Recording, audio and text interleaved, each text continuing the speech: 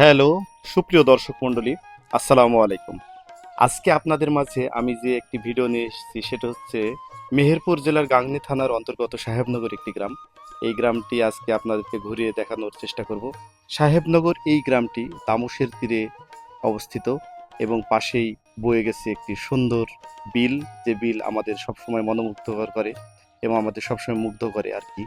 এবং এই গ্রামের প্রায় 95% মানুষই শিক্ষিত।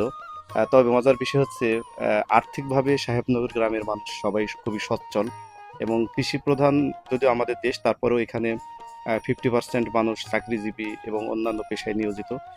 বাকি মানুষ কৃষি পেশার উপরেই নিয়োজিত। তবে গ্রামটি সব মিলে অনেক সুন্দর।